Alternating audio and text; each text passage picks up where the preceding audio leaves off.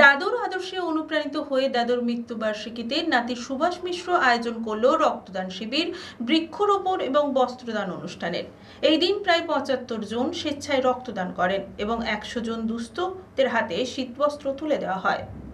দাদু প্রয়াত হয়েছেন বছর চারেক আগে। দাদুর আদর্শ এবং কর্মকাণ্ড সাধারণ মানুষের সামনে তুলে ধরতে নাতির অভিনব উদ্যোগ।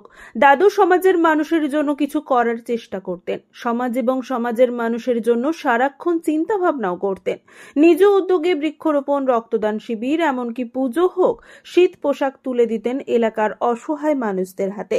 দাদুর কর্মকাণ্ড মানুষের মন থেকে মুছে না যায়, তার জন্য নাতি সুভাষ মিশ্র দাদু শ্যামাপ্রসাদ মিশ্রের মৃত্যুবার্ষিকীতে আয়োজন করল রক্তদান, বৃক্ষরোপণ এবং বস্ত্রদান অনুষ্ঠান। শুক্রবার নন্দকুমার ব্লকের খঞ্চির মিশ্র বাড়িতে রক্তদান শিবিরে এলাকার মানুষজন স্বেচ্ছায় রক্তদান করেন।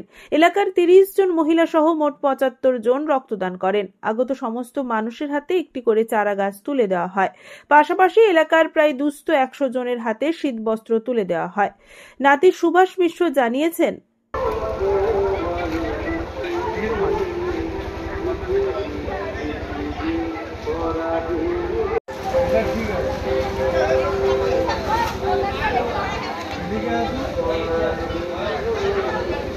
বাড়িতে আজকে স্বেচ্ছায় রক্তদান শিবির। দাদু আজকে ৪ বছর হলো পরলোক গমন করেছে। দাদু খুব দয়ালু ছিলেন, পরের উপকার করতে এবং সমাজ সেবার সঙ্গে যুক্ত ছিলেন। এবং দাদুর এই যে বৃক্ষদান এবং রক্তদান কর্মসূচি করা আছে, দাদুর গাছের প্রতি একটা ভালোবাসা ছিল। সেই ভালোবাসার জন্য বৃক্ষদান কর্মসূচি এবং কিছু গরিব মানুষদের দুস্থ ব্যক্তিদের শীতবস্ত্র দান করা হয়েছে।